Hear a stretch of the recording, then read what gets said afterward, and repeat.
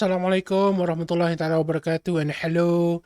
Topik seterusnya iaitu analisa fundamental. So tuan-tuan dan puan-puan, apa sebenarnya analisa fundamental? Before that, we should know that analisa fundamental adalah untuk investor atau pelabur yang ingin melabur dalam saham untuk tempoh yang lama. Maknanya dia beli saham syarikat dan dia pegang pada untuk tempoh yang lama, mungkin 1 hingga 5 tahun sebelum dapat pulangan. And of course, I would like to remind you, tak ada strategi dalam dunia ni yang boleh jamin profit kita, yang boleh guarantee profit kita. Sebenarnya kita pun tahu investment ni adalah selain daripada create profit, ia juga adalah pengurusan risiko, iaitu mengurangkan risiko rugi kita dan juga membantu kita menuju keuntungan.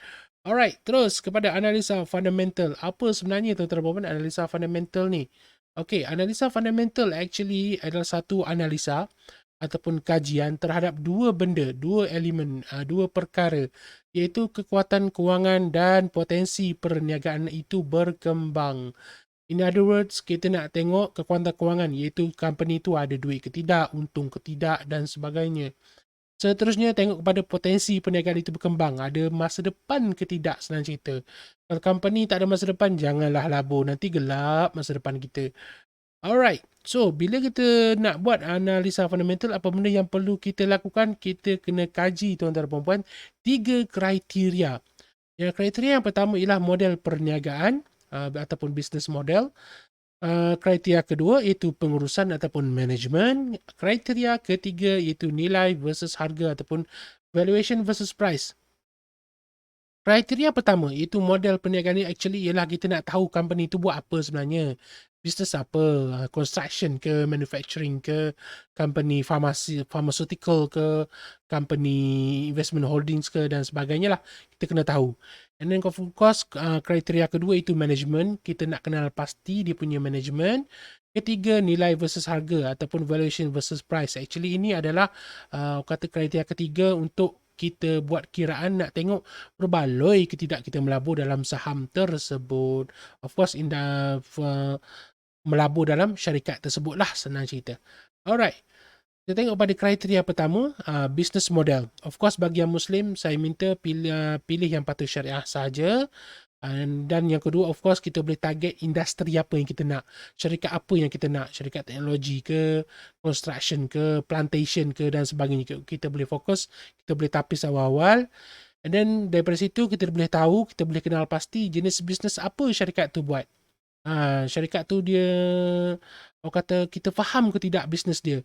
Kalau kita tak faham, tuan-tuan dan puan-puan, jangan labur dalam syarikat tersebut. Nanti kita akan jadi confused, kita buat kesilapan, kita boleh rugi.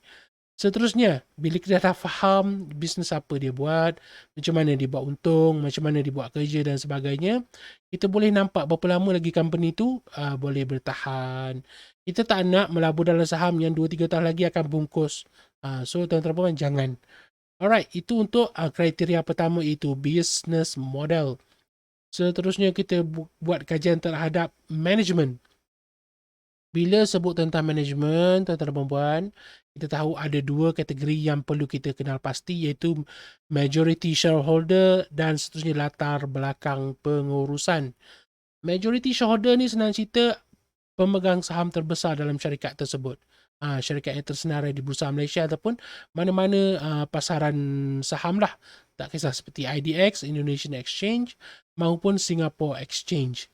So, majority shareholder, tuan-tuan dan puan-puan, kalau company tu majority shareholder dia terdiri daripada established companies ataupun influential figures, ada orang yang famous duduk dalam company tersebut ataupun syarikat yang besar yang lain pun melabur dalam syarikat tersebut, kita tahu dia orang ni semua ada pandangan masing-masing, dia orang ada perspektif, dia orang ada experience yang mana akan membantu company buat decision untuk menuju kepada profit. Gitu, itu je. Kalau kita tengok dalam company tu ada management, dalam majority shareholder ada orang yang besar, company-company yang famous, kita tahu company ni ada masa depan yang cerah. Sebab dia orang ni, orang yang famous, orang yang power, orang yang hebat ni, ataupun company yang established, company yang besar-besar ni, takkan labur, takkan bazir masa dekat company yang tak ada masa depan. Gitu. Seterusnya kita tengok pada latar belakang pengurusan. Senang cerita, kita kalau boleh, kalau company tu company teknologi, kita nak CEO at least ada degree ke, master degree ataupun PhD kan. Company teknologi buat software ke, buat chip ke, buat kata apa, industrial product macam sebagai contoh semiconductor, tetapi CEO PMR pun tak ada ataupun SPM ataupun diploma aja ataupun degree sahaja, degree pula pengurusan awam ke macam tak kena. Macam tak ngam. Of course kita boleh kenal pasti. Kalau rasa macam tak kena, jangan labur terus, boleh drop daripada watchlist kita. Itu untuk kriteria kedua. Kriteria ketiga ni tuan-tuan dan puan ialah orang kata kiraan untuk membolehkan kita kenal pasti berbaloi ke tidak kita melabur dalam syarikat tersebut.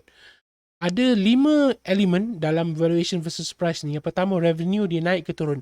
Duit masuk. Duit masuk ni saban tahun ni makin naik ke makin turun. Kalau makin naik, it's good. Kalau makin turun, alamak. Gitu. Seterusnya, net profit.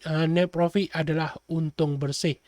Kalau tiap-tiap tahun untuk bersih dia ada, makin lama makin naik. Mungkin ada bad year, tapi next year dia kembali cemerlang. Kita tahu company ni is a good company. And of course terus-terusnya kita tengok pada cash flow, macam mana dia belanja duit dia, keluar masuk dan sebagainya. And then kita tengok pada elemen keempat, iaitu liabilities ataupun hutang. Company tu ada hutang banyak ke tidak. And then kita tengok aset dia ataupun duit yang dia ada tu mampu bayar, mampu cover, ataupun company tu ada benda lain yang mampu cover hutang tu ataupun tidak. Kalau hutang dia 100 juta tetapi aset ataupun net profit dia tak mampu nak cover hutang, setakat bayar bunga je kadang-kadang, tak boleh. Syarikat tu macam tak ada masa depan lah. So jangan labur, boleh drop daripada watchlist kita. Seterusnya, elemen kelima itu nilai intrinsik. Senang cerita, company ni ada peluang ke nak berkembang? Ada chance ke? Senang cerita, dia ada masa depan ke tidak? Gitu. Kalau kita tengok pada company tu macam tak ada masa depan, jangan labur.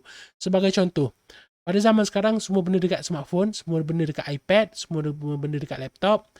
Syarikat surat khabar mungkin dah tak ada nilai intrinsik untuk diri company tersebut. So in other words, syarikat surat khabar tu nilai intrinsik dia absolute zero. So of course kita boleh drop daripada watchlist kita. Itu untuk contoh lah. So daripada 3 kriteria yang kita analisa tadi, bila kita dah tahu, bila kita dah tapis menggunakan 3 kriteria ini, of course kita boleh pilih macam mana step yang terakhir, iaitu strategi kita. Yang paling famous orang guna tuan-tuan dan puan ialah price to earning models. Paling senang cerita ialah PE ratio je sebenarnya. So PE ratio ni macam mana? Ialah merupakan hasil nombor, hasil ratio yang hasilnya daripada nilai saham dibahagikan dengan EPS, earning per share. Harga saham semasa dibahagikan dengan EPS. Dari mana nak dapatkan EPS tu tuan-tuan dan puan? Earning per share ialah untung syarikat dibahagikan dengan unit saham yang ada, iaitu net income minus preferred dividend dibahagi dengan jumlah saham yang company itu dah isukan, dah keluarkan dan sebagainya. And then bila kita dah tahu PE ratio, terus kita boleh labur? No. Ada strategi dia.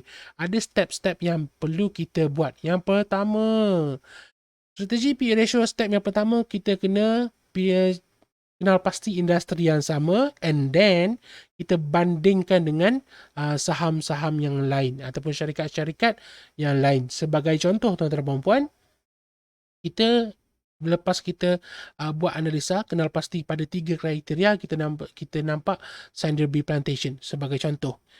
Bila kita dah ada PE ratio dia tuan-tuan dan puan, kita bandingkan dengan syarikat plantation yang lain, iaitu syarikat yang berbeza tetapi dalam industri yang sama. Sanderby Plantation, Felda, Tabung Haji Plantation, Genting Plantation dan KLK. Kita bandingkan semua PE ratio di antara kesemua syarikat-syarikat ini. So supaya kita boleh kenal pasti undervalued stocks ataupun undervalued companies dan juga overpriced companies. Daripada undervalued, kita boleh tahu berbaloi melabur. Overpriced ni macam dah lebih sangat, dah mahal sangat. Macam tak berbaloi je gitu. And of course, step yang kedua, kita tak boleh, yang ni kena ingat, jangan tersilap banding, iaitu kita kena kenal pasti industri yang berlainan. Kalau kita dah target company tu, sebagai contoh Sanderby Plantation, jangan sesekali kita nak bandingkan dengan PE ratio company lain daripada industri yang lain. Sebagai contoh Sanderby Plantation, tapi kita nak bandingkan dengan Sanderby Properties. Tak boleh, walaupun dua-dua Sanderby. Ataupun Sanderby Plantation kita nak bandingkan dengan Hartalega. No, tak boleh. Itu company yang berlainan.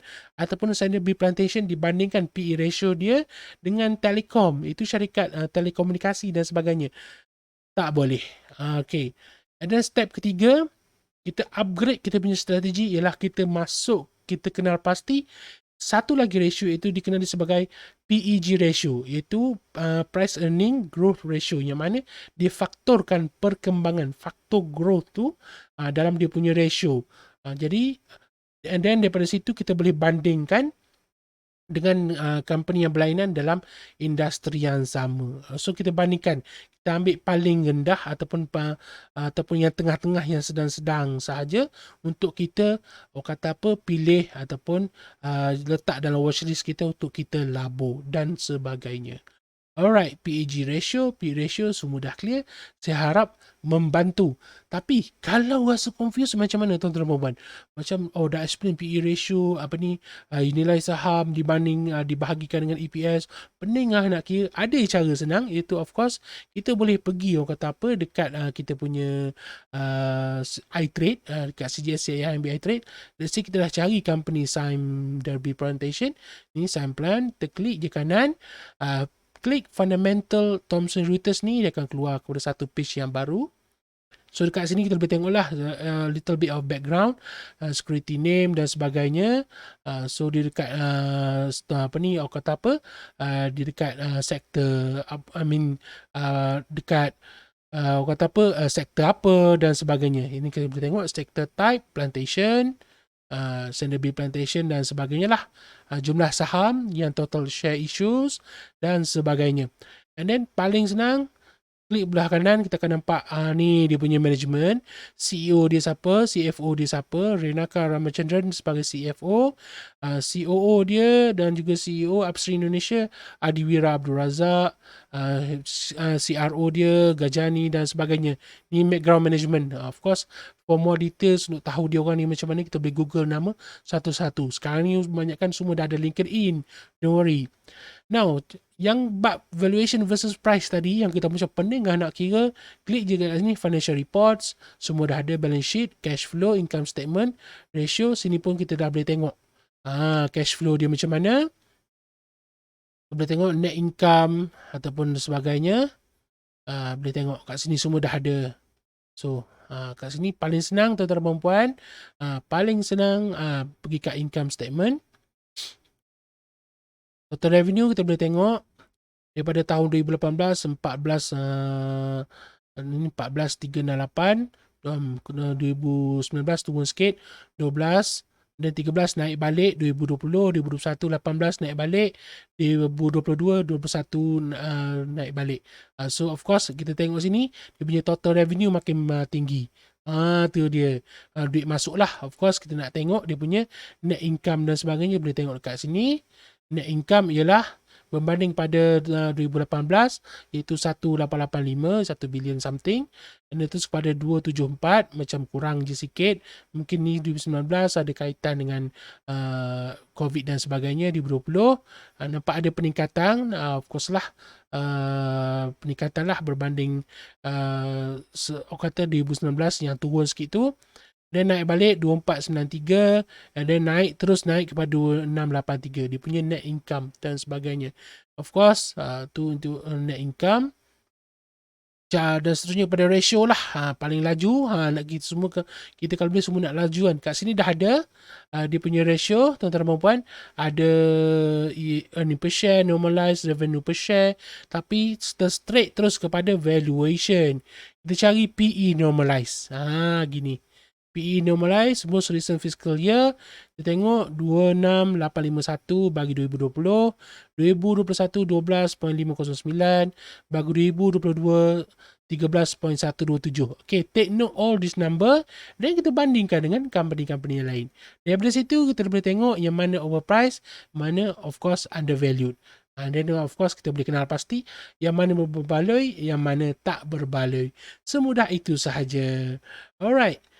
If tuan-tuan dan puan, saya harap membantu. Sekiranya ada soalan, boleh hubungi saya di nombor yang tertera ataupun melalui email. Thank you for watching. Assalamualaikum warahmatullahi wabarakatuh.